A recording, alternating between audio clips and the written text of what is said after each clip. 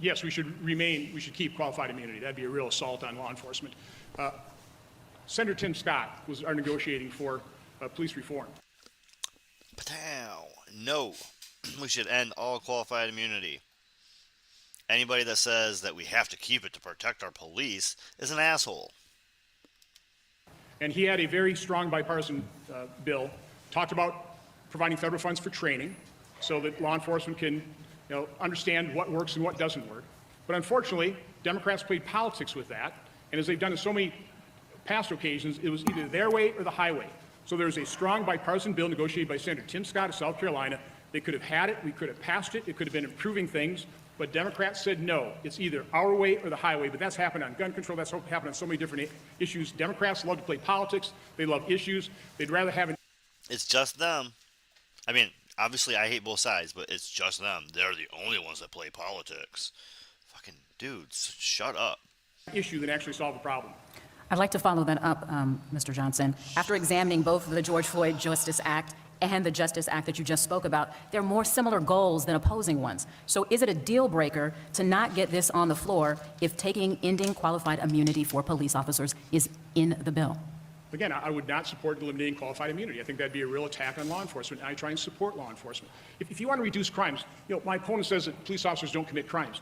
Are you kidding me? You have a police presence somewhere and crimes aren't committed. It's not a guarantee, but we need law enforcement. And the problem with the whole defund movement, which he's been a big supporter of, it dispirits law enforcement. They're having a hard time recruiting members, and we aren't going to have the law enforcement officers we're going to need to reduce crime. All right, I want to remind the audience again to please hold off because we want to get to... Shut up, audience. You shut up. So freaking weird. Like the whole time he kept, you shut up, audience. Don't you clap. Don't you shut. Like, dude, your 35 seconds of shut up is more than their 5 seconds of clapping. Like, ugh. More questions. He does bring you up in his, so I want to give you a chance for a rebuttal, and we all also are going to ask you this question. Yep, on the defund police is what he brought up. No police officers in this country were more dispirited than the ones who were present at the United States Capitol on January 6th. Please hold off. Please hold off on that. Audience, please. I'm sorry. I'm trying to tell the audience, please, so go ahead. 140 officers injured, one crushed in a revolving door, another hit in the head with a fire extinguisher, another stabbed with a metal stake. So this talk about support for law enforcement, it's not real. Bullshit. It's not true, because he decided to play politics when he didn't want to win the presidential election. You're right there. You have to end it. And he did bring you up again. We'll still get you to that question, Mr. Barnes. And I immediately and forcefully and repeatedly condemned the violence on January 6th, unlike my opponent, who basically just ignores the 570 riots, the 2,000 law enforcement officers injured during the summer riots, and he incited the Kenosha riots. The night after the first riot, Lieutenant Governor Barnes held a press conference and said it sure looked like it was a vendetta carried out against a member of the community. He started the Kenosha riots. Just so you know. What the... Rather than providing the manpower, he incited 2 more nights of riots. That's a pretty miserable record when it comes to law. Mr. Barnes, you have every right to respond to that. Exactly. It has to be said that right. he called those folks patriots. He called them tourists, the people who were beating up police officers in the United States Capitol, the people that were there to protect him. He said he wasn't afraid. He said if they were Black Lives Matter or Antifa, he may have been afraid. But because they were the people who he riled up, of course he wasn't afraid. All right, now the question to Mr. Barnes, then. All right, so yeah, let's go to Mr. Barnes then. Like, seriously, guys, this is what we gotta watch here. All right, 39. Really? This was the best moment to me. 39, 35.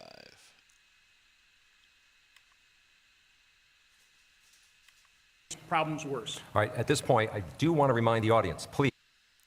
All right, so this is him snapping on the audience again. My favorite part of the whole debate was this guy snapping on the audience. But he really does say something here. Yeah, he actually says something here. Let's this is big. No more interruptions. We want to get through all of the questions here, so you'll have plenty of time at the end to applaud your team. Let's move on and get through these questions. You have plenty of time at the end to applaud your team. He literally said it. He literally said you have time to plan. This is a team. This is not parties. These are not different ideas. These are teams. And we want you to fight each other like they're teams and root teams. Don't critically think. Just root for them like teams. Not good. Not good. But he said it right there for us. He said what you're not supposed to say. But yeah. So there's your 2 Wisconsin senators. Let's do some open secrets real quick.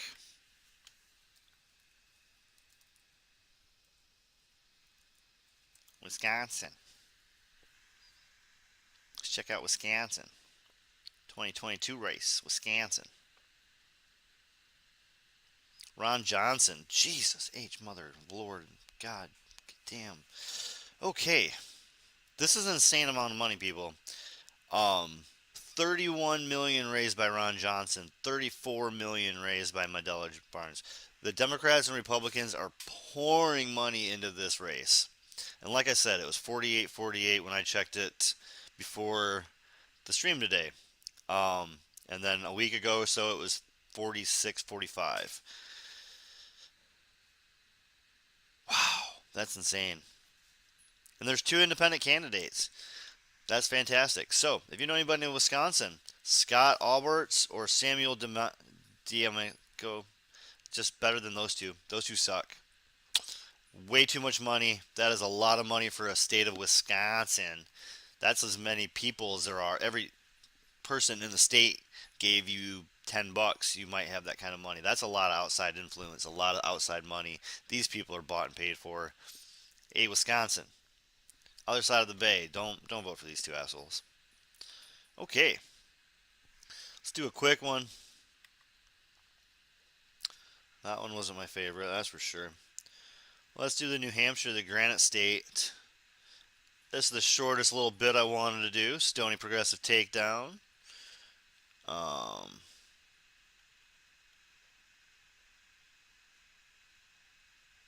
Granite State debate. We're going to do just 6 minutes in the middle. Level, to make sure that we, I am not doing that as well clip as again. other. I was trying to get a second clip. I really wanted a second clip, do more than just a couple minutes, but these two are brutal. We don't need to do this to ourselves. From that plan, the federal spending caused about 3% of the 8% of inflation. You might be asking yourself, can you actually create high-quality live streams for free? Not really. Of inflation we've seen. Others economists have estimated that may even be higher, as much as half of it. So, Senator Hassan, did the government spend too much? And in hindsight, do you think lawmakers should have taken a more targeted approach to minimize the inflationary blowback Granite Staters are now experiencing? Again, another issue that was hit in almost every single debate. Inflation should be hit, right? That's an important issue. So in Arizona, we went through their border. In Wisconsin, so we did the border in Arizona, right? In Wisconsin, we did those 2 attacking each other for the whole time. I can't remember what they did anymore because that's all they did the whole time was just attack each other. This one's going to be inflation. See if we have a running theme. Well, first here. of all, inflation is really hurting Granite Staters. It is straining families, it is straining small businesses, and it's why we have to work as effectively as we can to lower costs in the short term while we're going after the drivers of inflation in the long term.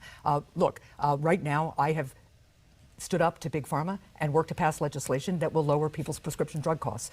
My opponent says he wouldn't have done that. I have proposed suspending the gas tax till we see a great reduction in gas prices. My opponent stands with Big Oil and says he wouldn't do that either. Now, we passed 2 bipartisan pieces of legislation in the United States Senate. One, the bipartisan infrastructure bill that will help make our entire supply chain system more efficient and lower costs. The other, the bipartisan Chips and Science Act, bringing manufacturing and supply chains back to the United States and lowering costs. My opponent has opposed both of those bills too, even though Republicans in both the Senate and the House voted for those. General Bolduc, the same economists say that the government money boosted demand at a time when the U.S. economy was struggling to produce, and it also spurred the fastest recovery of any major economy. Despite what we know about the inflationary aspects of that spending, had you been in office at the time, would you have voted for the relief bills passed into law, including the one that was passed under President Trump? No, I wouldn't have voted for them. They were unnecessary. And she just gave a non-answer. She didn't even answer your question, and nobody even challenged her. That's what she's going to get away with up here all night long, not answering the question. Yes, those COVID relief bills caused problems, and she gave $35 million to a business up in Colebrook that now had to lay off 180 people. 300 people laid off in a business in Portsmouth. Heating and eating, these are the issues, and she completely avoids that. I got to give her credit, though. That is his catchphrase, and it drives me nuts. Heating and eating, heating and eating, heating and eating. Um, there's like 5-minute bits where he says it like 20 times. He like, it's like a tick almost. I don't know. He got it drilled into his head, and he like goes off in little bits, like heating and eating, heating and heating. It's not as smooth. First time I heard her use the word inflation was tonight. She doesn't even talk about it. She skips around that, all around that issue, because she's caused it. All her votes in the Senate have caused this heating and eating issue that we have. Retirees going back to work. She's created it with her 100% support to Joe Biden's failed policies. Heating and eating, and she talks about me. I'm not even there. I don't even have a record. I haven't voted on anything yet. But she claims that I have. She's taken over almost $500,000 from the special interest and lobbyists, second to Chuck Schumer. Senator, 30 seconds. Look, it is really important that we do everything we can to lower people's costs in the short term. And that's why it's so concerning that Don Bolduc keeps proposing things that would actually raise people's costs, in addition to refusing to stand up to Big Pharma or Big Oil on the cost-reducing measures we took at the end of the summer. Don Bolduc also proposes eliminating Social Security. That will jack people's costs up, and a 23% sales tax on things including rent and health care. Again, he's trying to conceal these extreme positions. So, General Bolduc, let's get specific here and try to find some solutions. What's in the past is in the past at this point, but what can Congress specifically do right away to help lower inflation? Well, lower inflation is to reverse the disaster energy policies that Joe Biden has implemented and that she supported 100%. Reinstate the XL pipeline. Start opening the spigot, something that she just voted against in August again, which is going I forgot. That's all he does over and over. Open up the pipeline. Open up the pipeline. Open up the spigot. Give us more free stuff. Please give it. Wait. Oh, wait. Not free stuff. I didn't mean free stuff. Hold on. I mean cheaper gas. Opening up the pipeline will heat our houses. That's what I mean. Opening up the pipeline, heating our houses, over and over again. to hurt us. We have unprecedented shortages of diesel fuel and natural gas. We're going to have rolling blackouts. You know what that's going to do to Granite Staters? It's going to hurt them a lot. So we need to reverse all these energy policies. And I'm ready to vote yes and sponsor those bills down there that are waiting for a Republican to come down there and a Republican leadership to be able to do this, because she can't get it done. She's never been able to get it done, and she votes with him 100% of the time. That's what she does. That's what she'll continue to do, and that's what she's caused. They vote with the president 100% of the time because the president only votes when it gets through the House and the Senate. The president doesn't vote on just random shit. Everybody's been doing that. They've all been saying they vote with the president 100% of the time because the president caused these problems for many Granite Staters going into the winter, not knowing how they're going to feed their children and heat their homes. This is a moral imperative. Senator Hassan, same question. What can Congress do right now moving forward, and please be specific? Sure. So first of all, I'm proud of having been named the most bipartisan senator by an independent group in the country. And that speaks to the way I've worked across. That's what he keeps saying, we need to open up the pipelines, feed and heat. She keeps saying, I'm bipartisan. I'm so bi. I go across the pipeline and I'm bi. And we switch things over. And I will work with Republicans and Democrats. I don't care what you put in front of my name. I will work with anybody. It's just politics, right? We know it's just politics. She's not for anybody. Cross party lines. She's for corporations. She will cross party lines for corporations. I promise you that. To help reduce energy costs as well as other critical costs. But let's be really clear about what Granite Staters just heard from Don Bolduc. He is singing Big Oil's song. Big Oil has made record profits.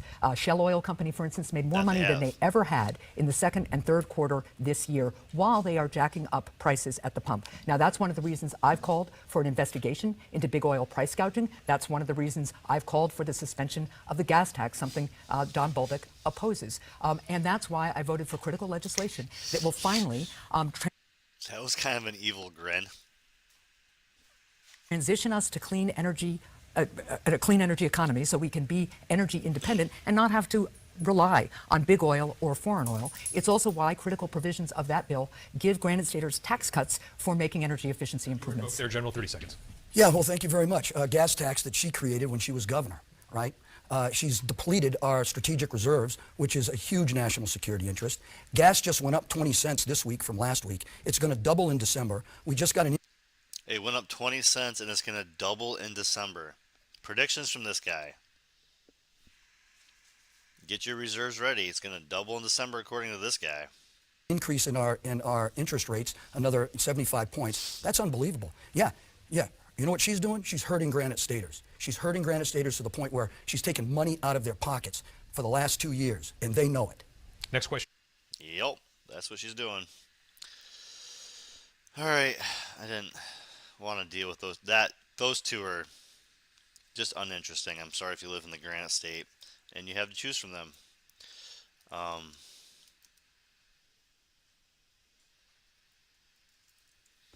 don't know how to spell your state's name. Luckily, there's not that many people that live there, so.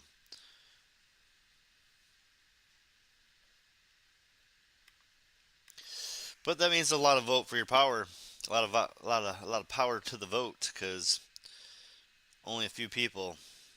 Holy mother and Lord and wow. Yeah, she gets some money, huh? She has brought in some money. Good luck, Don. You were kind of left out there to dry, I guess. Wow.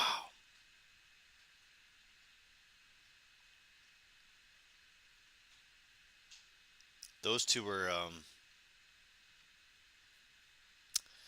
she is spending some money. Don't vote for either of them. Go there, vote for your local issues. Screw those two. Man. All right. State 4, Pennsylvania. Dr. Oz. John Fetterman. One of the most famous ones of the day, honestly.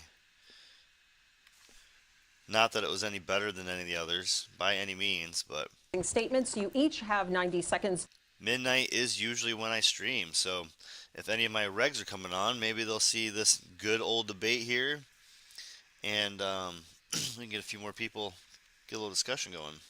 It's been a quiet night. I think a lot of stoners are just listening to me while they do other things, which is also great. That's what I do when I listen to news. I do other shit, often cleaning, video games, whatever.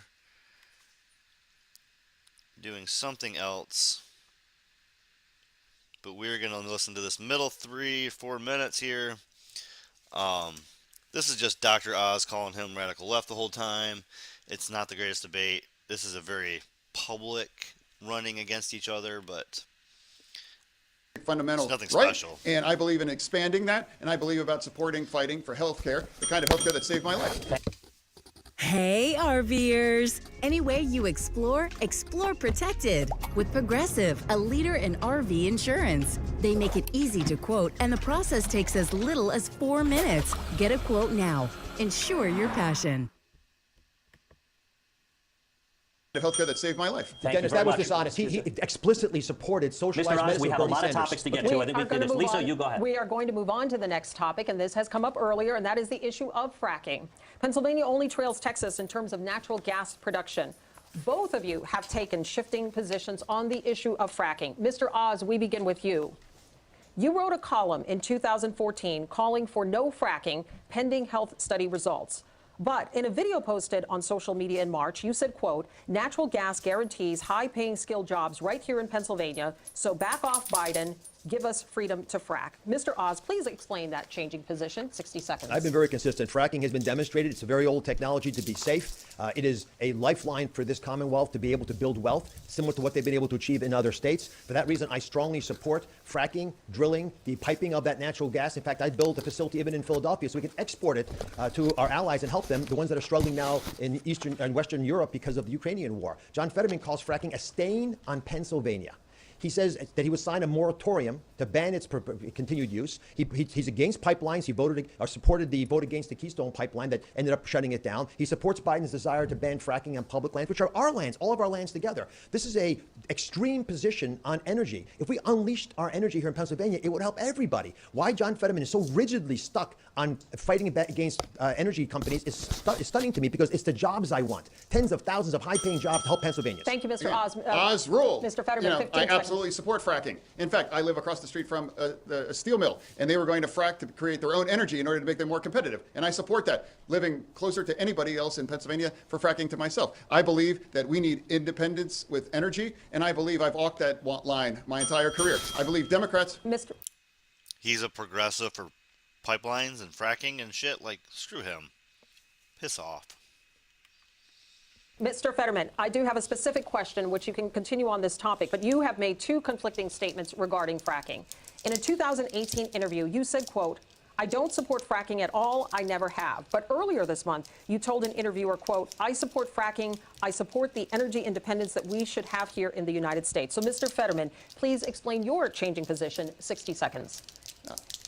I've always supported fracking, and I always believe that independence with our energy is critical, and we can't be held, ransom to somebody like Russia. I've always believed that energy independence is critical, and I've always believed that, and I do support fracking. I've never taken any money from their industry, but I support how critical it is that we produce our own energy and create energy independence. I must correct the record. Just a second, Mr. Oz. I do want to clarify something. You're saying tonight that you support fracking, that you've always supported fracking, but there is that 2018 interview that you said, quote, "I don't support fracking at all." So how do you square the two? I do support fracking, and I support fracking, and I stand, and I do. He supports fracking. He's okay with fracking too. He's really good with fracking. Fracking is quite all right with him. How is that a good thing as a progressive? Seriously, how is that supposed to be a good thing as a progressive?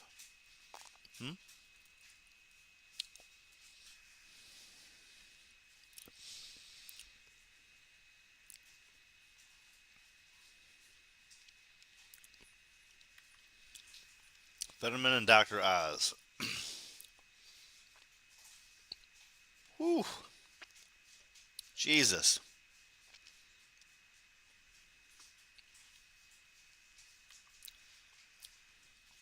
These two. Alphabet soup. Right off the bat. Microsoft, Amazon. Yeah, he's got the right contributors. He'll be really good for us. Everybody jump up and down about this progressive who his number one is Amazon and Google, and not a true progressive. Not an anti-PAC money kind of person for us. Oh my goodness. Again, none of these people are good. None of them at all.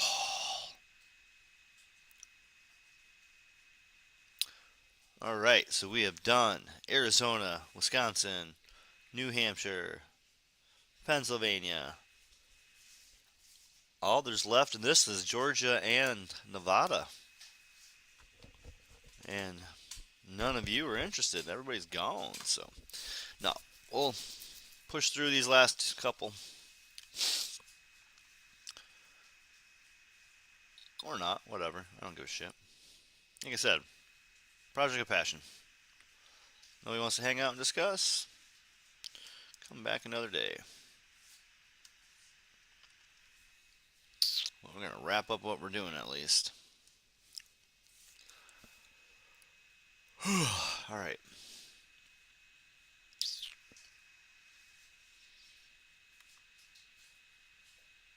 killing my average, though. Got Nevada.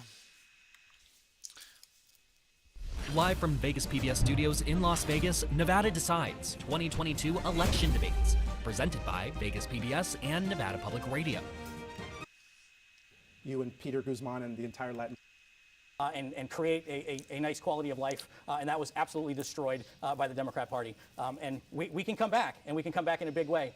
But the Democrats have proven to us and shown us exactly what they will bring to the table and what they've brought to the table, and we can't take it anymore. Congressman.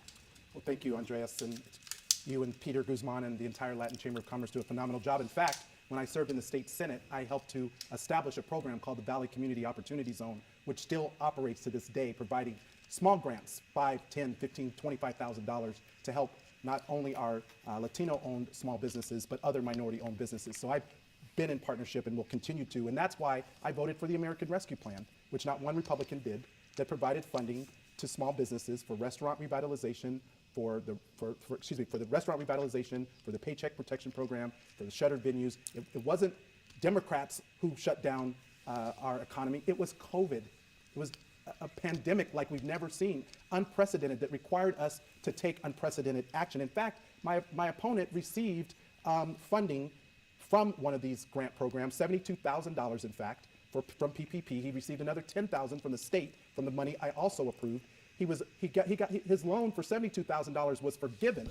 So he's willing to take the dough, but then support people who vote no. How is it that not one Republican, I voted with former President Donald Trump and Republicans to provide relief and assistance, to get shots in arms, to help our first responders because it was the right and necessary thing.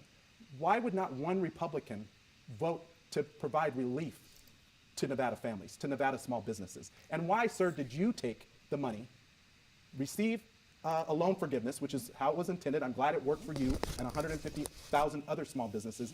But then tell a student we are now in the open discussion portion. They're the problem with our federal debt. And I want to clarify. I never said that. You did acknowledge that you received $72,000 in the Paycheck Protection Program. And I will acknowledge the fact that had our government not shut down our economy, my business included, we wouldn't have had to spend trillions of dollars and had. Who shut down your business? And do you acknowledge that you did have? Governor Sisolak he did. came in and closed your business. And where were you? Mr. Peters. No, I had commissioners or community or county folks at my door, knocking on my door to make sure that we were closed. Yes, I did. That is a fact. I can show you the documents on And that. Mr. Peters, do you acknowledge that you did have the loan forgiven, that you're not going to repay it? I had. Yep, I'm not gonna pay it. Bickering, fighting. They're just trying to prove that he took money and he's being hypocritical. Guess what? He is. Oh, this is the most popular one. Answer. So my answer is no. I wouldn't know.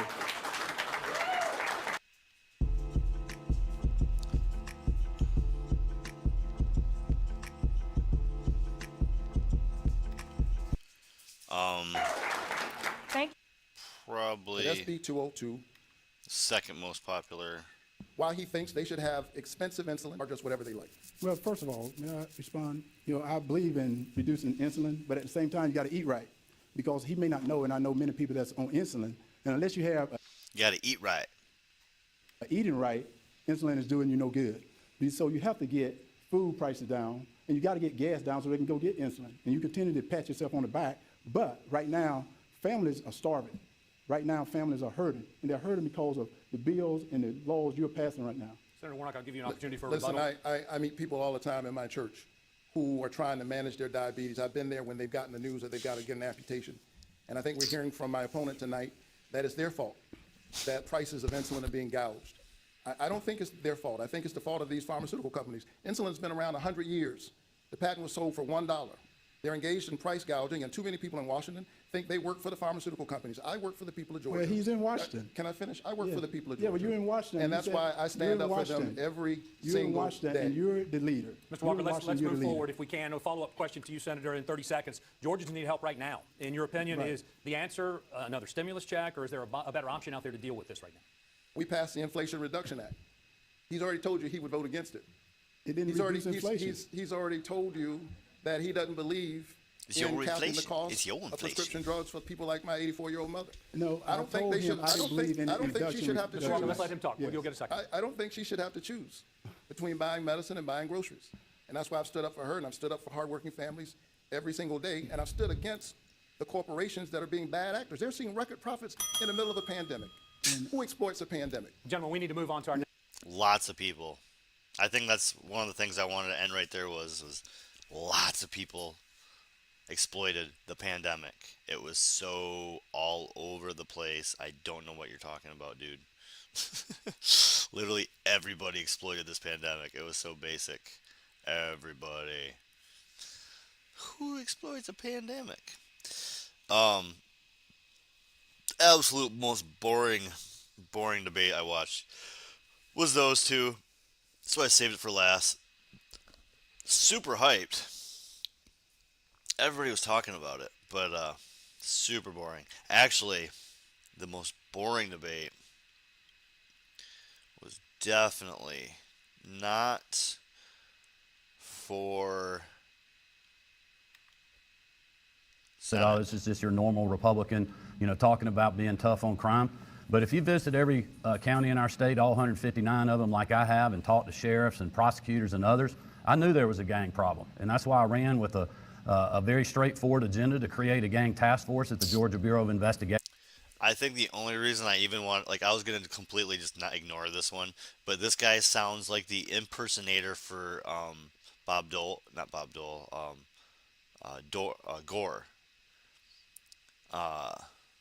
Right? Yeah. To join with the locals to help them in prosecution and locking up gang members, going after those that are selling dope on our street and killing our kids and our community. He sounds like somebody's making fun of somebody else. Like, that's what he sounds like. He sounds like an imitation of an impersonator.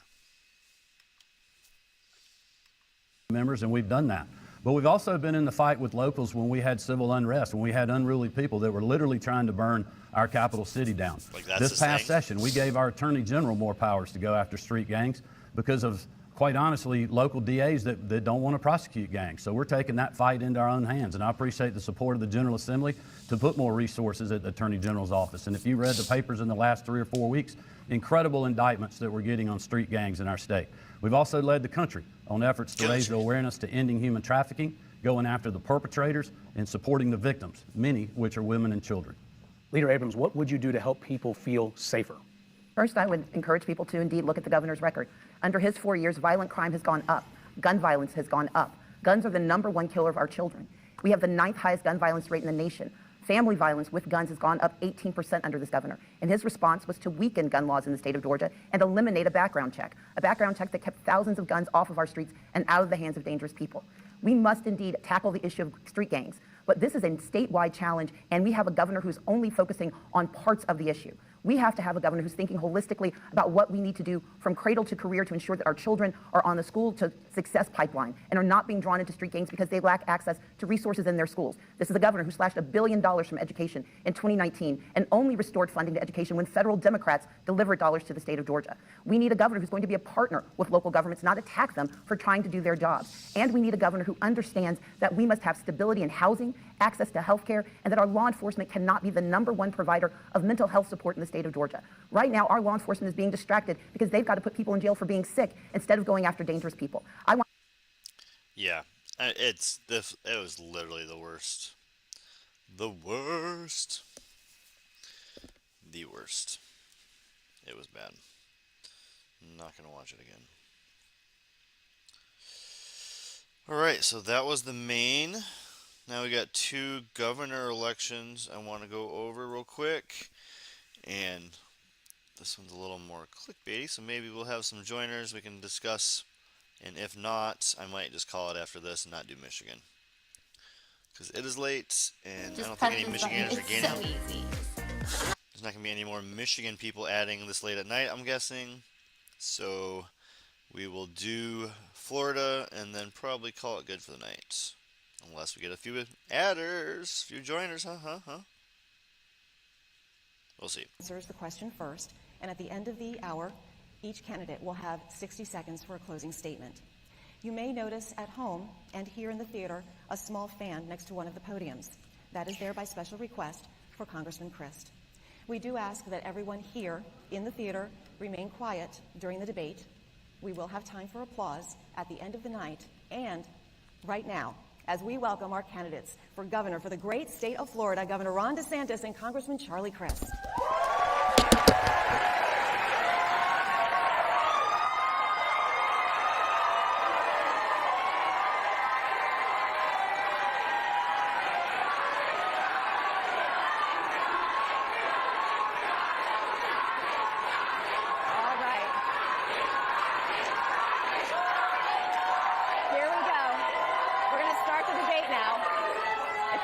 Settle down. All right. We need to get going. We have such a short amount of time. Gentlemen, welcome. We're going to begin with a series of questions about the economy. Congressman, you won the coin toss, so you will be answering first, please. It's been said that people vote with their feet, and their feet are bringing people to the Sunshine State by the thousands. That has put unprecedented pressure on housing. It's driving rents through the roof and forcing individuals and families out of their homes. New housing takes years to approve and to build, and workforce housing is needed right now. What solutions do you propose as governor to manage future growth and ensure affordable housing is available to everyone? Congressman, you have 1 minute to respond. Thank you, Liz, and thank you for being here tonight. I want to thank everybody for watching this evening. I wanted to start out by saying that you're going to see a stark contrast in this debate, in this election. It's a stark contrast between somebody who believes in a woman's right to choose. I think that's fundamentally important. Governor DeSantis has signed a bill that would restrict that right, even in cases of rape or incest. So get to your question. Housing is an incredible issue as well. We have a housing crisis in our state. Good luck buying a home. Good luck renting an apartment. And it's because Governor DeSantis has taken his eye off the ball. He's focused on running for president in 2024, and as a result, we have lost things in our state budget, specifically a housing trust fund that has hundreds of millions of dollars that he, along with the legislature, have cut. I would restore it. I would make sure that we're doing everything we can to be sure that housing is affordable again. And along with that goes so many other things, the price of gas, the price of utilities. These things are through the roof. We have inflation in Florida that's unique to any other state. And the problem is our inflation's too high under his Congressman, leadership. that's time. Governor, you have 1 minute. Thank you. I just and want to thank remind everybody for tuning in. Charlie Crist has voted with Joe Biden 100% of the time to give us these inflationary policies and to drive up the cost of everything that we're doing. And the fact of the matter is, over the last 2 years, we've now have record inflation all across this country at 40-year highs. He supports Biden's energy policies, which have made gas and utilities more expensive.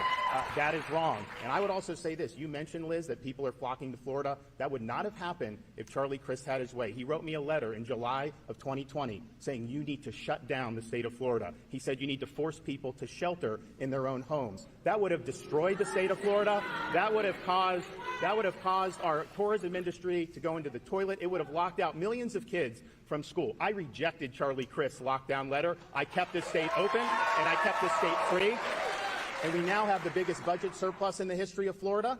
We have a 2.5% unemployment, Governor, second lowest on time. record, and we just did the biggest tax cut in Florida Thank history. you, Governor. That's time. Congressman, you have 30 seconds for rebuttal.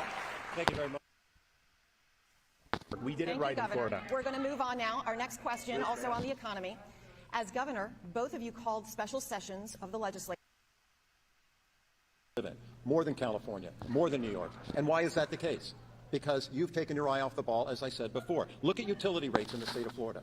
Since you've been governor, every utility rate increase has been granted for Florida Power and Light, Duke Power, TECO, you name them. They've all gone up and up and up. When I was governor, they went down. Property insurance. Property insurance under you has doubled in the state of Florida. Doubled, Ron. That's not good for the people of this state. And it's been exacerbated by this horrible hurricane we just came through. Gas prices are up as well. Under your lack of leadership, you slipped in something to drop the price of gas, but only in October, right before the run-up to the election. That's so political. It's disgusting. We need to have a governor who will do what's right for the people of Florida all the time, all year long, not just when it's right before a re-election. Governor? Well, why are fuel and natural gas prices up? Because of the Biden-Crist energy policies. They're waging war on American energy. They are not producing what we need to do. They're begging Maduro and OPEC for more oil. That's why your costs are going up there. But Charlie Crist's plan for homeowners insurance is to chase the private insurers out, dump millions of Floridians on Citizens' property. It's undercapitalized. Here's why that matters for you. Citizens has mandatory assessment authority. So there could be a storm that hits Tampa Bay. Maybe you're renting a place in Miami with a car. They can assess your homeowners insurance, Governor, your autos insurance, and your renter's insurance. His plan would end up capsizing the state of Florida if we had a real storm. Congressman, you have 30 seconds. Thank you, Liz. I appreciate your courtesy. I think it's incredible that we hear this out of Ron DeSantis. He's talking about our economy. He's talking about property insurance. And everybody watching tonight knows that your property insurance is up under him. That's the problem.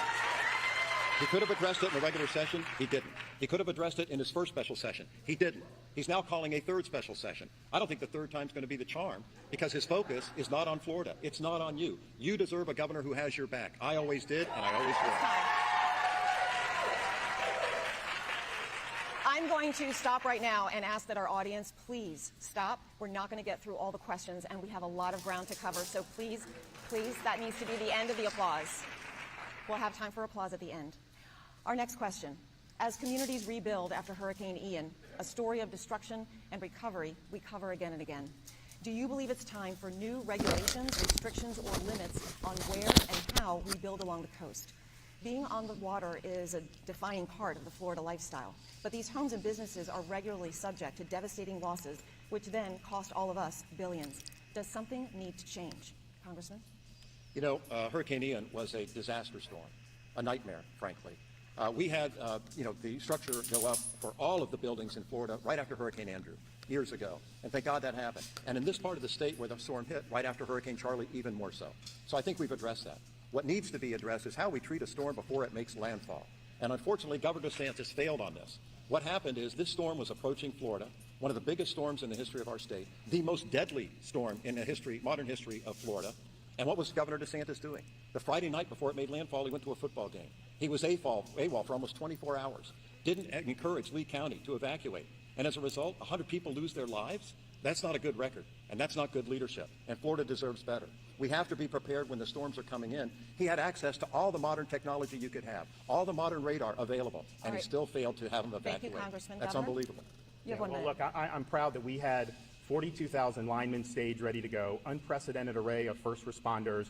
We were able to get in record time, effectuate thousands of rescues, get the power back on for millions of people in record time, and when the bridges got wiped out in Pine Island and in... We got another storm coming right now, hitting Thursday here in Florida.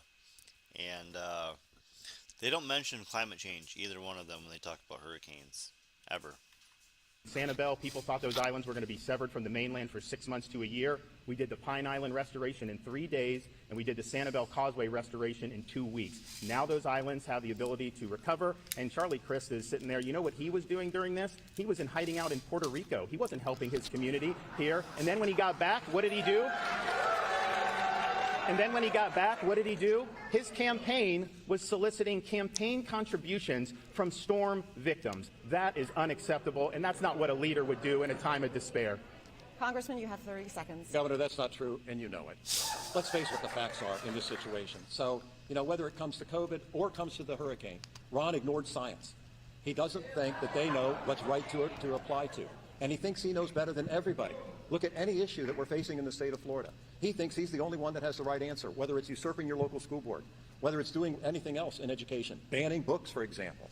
I mean, it's unbelievable what has happened. And so you have to apply science. He made it legal for people to hit protesters. So I hate DeSantis. He's against protesters, not for freedom of speech. Kind of a bully. Do what's right for the people and protect them. Governor? Yeah, and I reject my opponent's attempt to politicize this, because these local communities did mobilize. And if you looked at that track, everyone was focusing on Tampa Bay the Monday night before the storm. We woke up Tuesday morning, the models had shifted into Sarasota. All the folks in Southwest Florida were activated. Lee County did issue evacuations. You had a number of residents who have been through a lot of hurricanes, and it looked like it may be going a little north. So people were following that very intently. Those folks did a good job. The governor, our message was listen to your locals. It's ultimately a local decision. They do the shelters, but I stand by every one of our local counties. They stood up, they worked hard, and they made the best decisions they could with the information that they had. Our final question on the economy. John in Gainesville asks, what are your plans to reduce the effects of inflation on Floridians if the federal government cannot come up with a viable solution? Governor? Well, we know that these are the effects of the Biden-Crist policies. See, they always do that. They go Biden-Crist, like that guy is attached to Biden. That Biden doesn't talk to that guy. That guy doesn't talk to Biden. What the fuck are you talking about, dude? He's a congressman. He's one of 437 or whatever the hell it is. Worst inflation in 57. 40 years, and Charlie Crist votes with Biden 100% of the time, and he says that Biden is the best president he's ever seen. So he's locked together with these policies that have hurt so many people throughout our state and our country. Here's what we're going to do. One, we have the 5th lowest gas prices in the country right now because we did do a gas tax holiday. We're proud of that. What we're going to do for Floridians who commute, we're going to reduce tolls by 50% statewide for all commuters in the state of Florida. We are going to make all baby items, diapers, cribs, wipes, you name it, tax-free permanently in the state of Florida. That's awesome. So you can raise kids and get by. Could have done that beginning of COVID, but that's awesome. We have a 5 and a 4 and a 2-year-old. Our 2 oldest are out of diapers. My wife asked me, why didn't you propose that your first year in office? Well, you live and you learn. And we're also I could have done that at the beginning of COVID. Also going to say that pet food is going to be tax-free in the state of Florida. So this is going to be the... I'm going to start telling restaurants that my dog is eating that salad, because he does. I can't eat red meat. We get Cobb salads for my dog right now. Tax-free. Thank you. The largest tax relief plan in the history of the state of Florida. You're able to do that when you have a strong economy and the largest budget surplus in history, which we have right now. Congressman, you have 1 minute. Well, that's interesting. I would agree with your wife. You should have done that the first year you were in office. I mean, aren't you supposed to be helping us all 4 years instead of just the last year? It's fun. The law to give lessons which might cause a student, quote, psychological distress because of actions in which the person played no part committed in the past by other members of the same race, color, national origin, or sex. What do you believe is the best way to address issues of race in our history and in modern life in the public school setting? Governor? Well, Florida statutes require teaching all of American history, including slavery, civil rights, segregation. It's important that that's taught. But what I think is not good is to scapegoat students based on skin color. It's not good to distort American history by saying that the American Revolution was fought to defend slavery, which is not true. I think we should have a history like Abraham Lincoln believed in our founding, like Frederick Douglass. These are And like he believes, because he is going to rewrite the history to make it more friendly with what he wants to push. He is a bullshitter. He is a bully. And we're not going to believe him, right? I don't believe him. For a second. But, moving on from the Florida jerk. Oh, let's do Michigan for a second here, huh? I got it ready.